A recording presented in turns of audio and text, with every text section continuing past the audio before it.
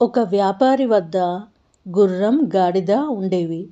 ఒకరోజు సంతలో కొన్న సరుకులు గాడిదపై వేసి గుర్రంపై తాను ఎక్కి ఇంటికి బయలుదేరాడు వ్యాపారి. బరువు బాగా ఎక్కువగా ఉండడం వల్ల గాడిద నడవలేకపోతుంటే గుర్రం అది చూసి హేళన చేసింది. కాస్త బరువు తీసుకోమని బ్రతిమాలింది గుర్రాన్ని.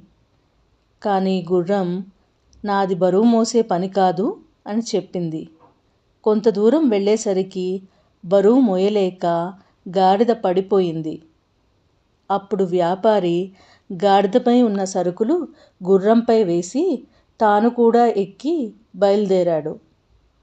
ఈ కథ వల్ల మనం నేర్చుకున్న నీతి, కష్టంలో ఉన్నవారికి వీలైనంత సహాయం చేస్తే మనం కష్టంలో ఉన్నప్పుడు సహాయం చేయడానికి ఎవరైనా ముందుకు వస్తారు.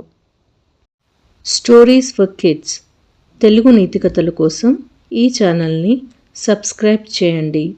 No screen time audio stories మాత్రమే ఇక్కడ పోస్ట్ చేయబడతాయి.